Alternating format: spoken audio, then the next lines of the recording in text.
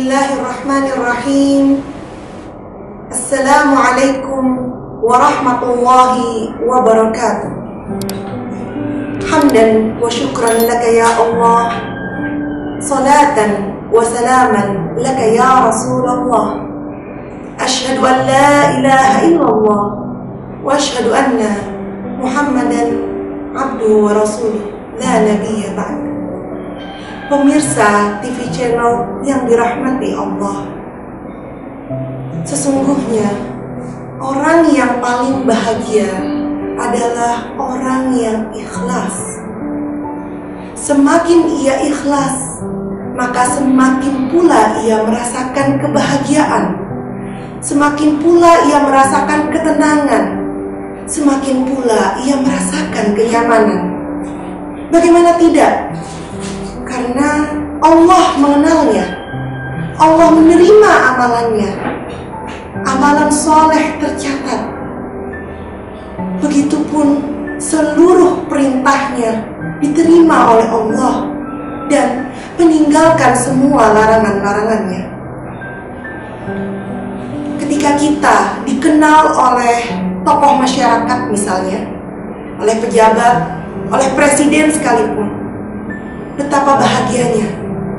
Bagaimana ketika yang mengenal ini zat yang maha agung, zat yang maha tinggi, Allah subhanahu wa ta'ala. Ada satu riwayat mengatakan, suatu hari Rasulullah SAW menyampaikan kepada Ubay bin Ka'ab, Nabi SAW, qala li Ubay, Inna Allah qad amarani an aqra'aka al-Qur'an. Qala Ubay, Allahu sammani lak. Qala, na'am sammaka. Faja'ala yabki.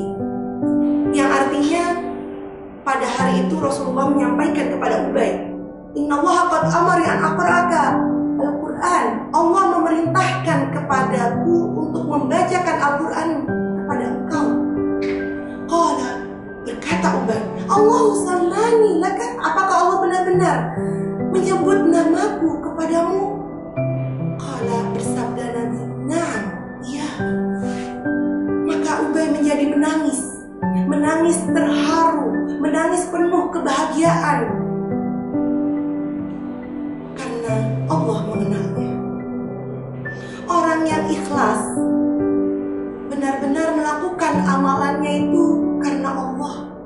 Ia tahu CCTV Allah tidak akan pernah mati, selalu merekam detik demi detik, menit demi menit, jam demi jam, hari demi hari, dan seterusnya.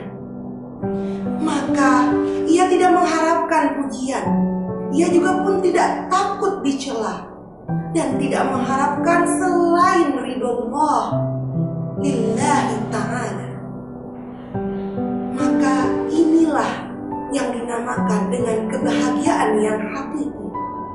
Ibarat sebuah benda, terkadang benda itu terkontaminasi dengan kotoran, dengan noda, dicampur oleh segala hal yang membuat benda tersebut kotor. Sehingga di dalam kamus bahasa Arab, khalis adalah benda yang terhindar dari kotoran, dari noda.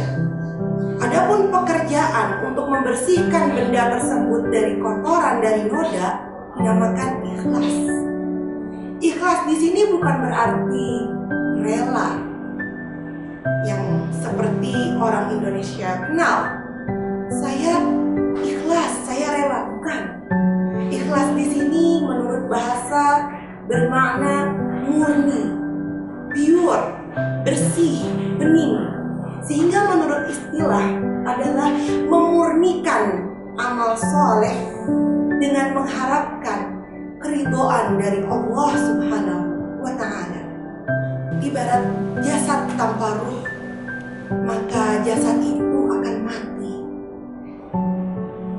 Sehingga keadaan ini sama dengan amalan tanpa didasari dengan ikhlas tidak ada artinya, tidak bernilai di mata Allah.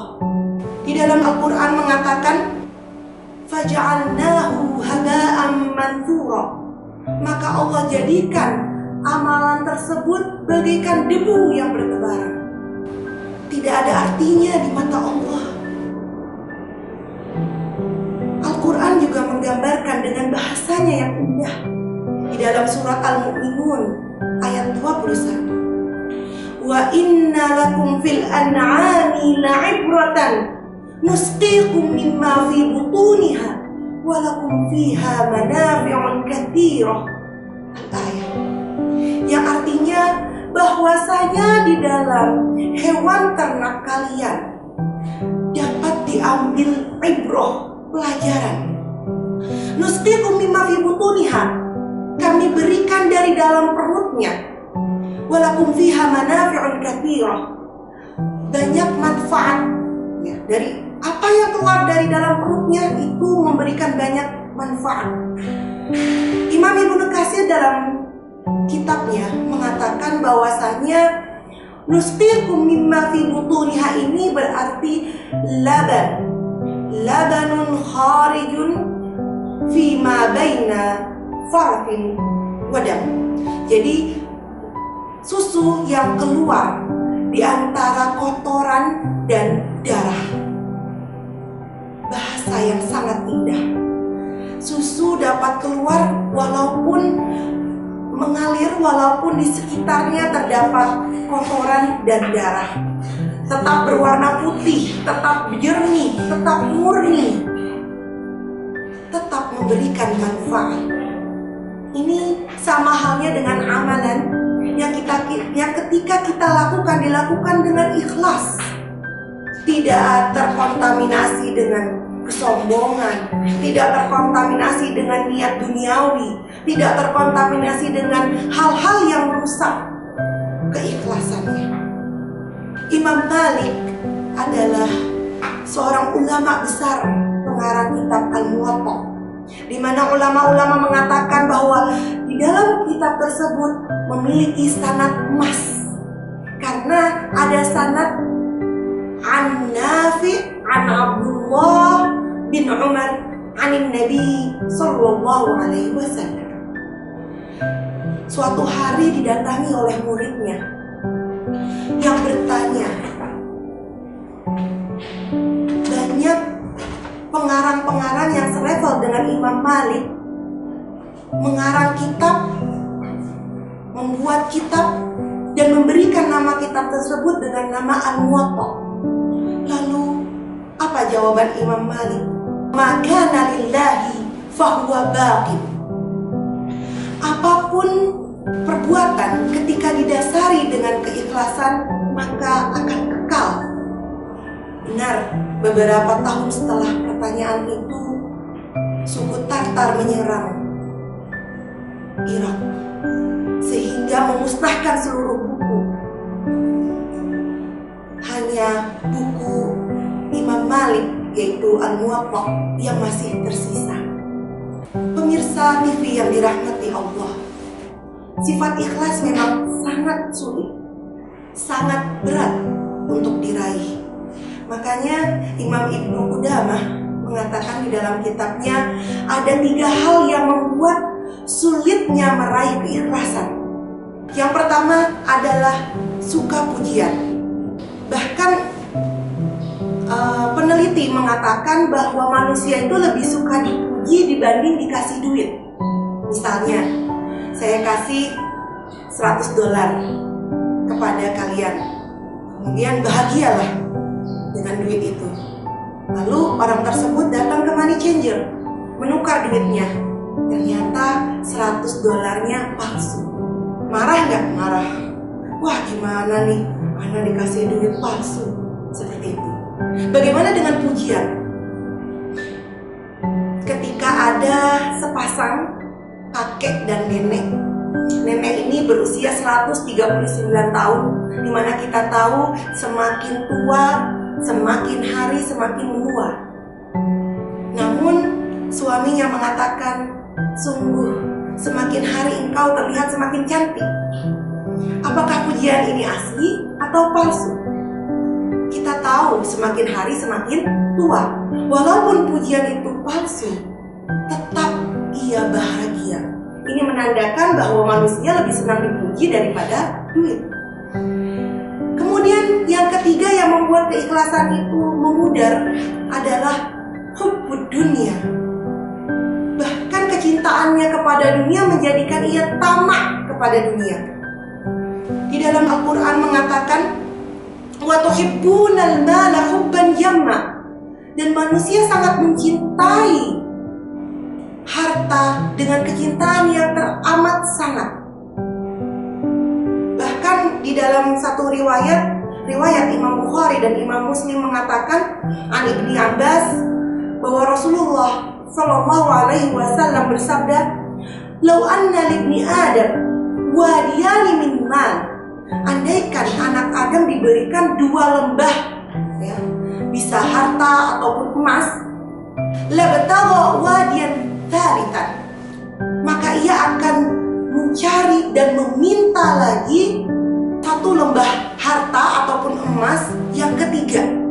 Begitupun selanjutnya, labtagha wadiyan rabi'an, labtagha wadiyan khamsan, seterusnya. Sampai kapan? Wala yamli'u jawfu ibnu Adam illa bit-turab, sampai terpenuhinya ya seluruh rongga ibnu Adam, ya, kecuali dengan tanah. Berarti sampai mati. Manusia itu memang tabiatnya mengejar dunia, tapi bagaimana kita bisa mengerem agar segala amal soleh ini tidak didasari oleh iming-iming duniawi, oleh niat-niat yang menyeleweng, tapi didasari karena ibadah lillahi ta'ala. Kemudian yang ketiga yang merusak keikhlasan adalah tidak suka dicela. Sebagaimana ketika manusia suka dipuji, maka tidak suka dicela, sehingga ia akan melakukan amal soleh, ia akan melakukan perbuatan yang mengerjakan zakat, sedekah, infak, puasa, sholat, karena takut dicela, karena ingin dipuji dan takut dicela, takut dibully, takut diceramahin, takut dikatain. Ini yang membuat ia terkikis keikhlasannya. Semoga pemirsa TV yang dirahmati Allah, terutama di bulan Ramadan ini, dapat meningkatkan keimanannya, dapat meningkatkan kualitas imannya, agar lebih didasari dengan keikhlasan, seperti susu yang keluar dari hewan ternak, murni, bersih, tidak terkontaminasi dengan kemusyrikan, tidak terkontaminasi dengan kesombongan, tidak terkotori dengan niat-niat yang lain, hanya mengharapkan ridho Allah Subhanahu wa Ta'ala. Saya kira cukup sekian. Barakallahu li wa lakum. Wassalamualaikum warahmatullahi wabarakatuh.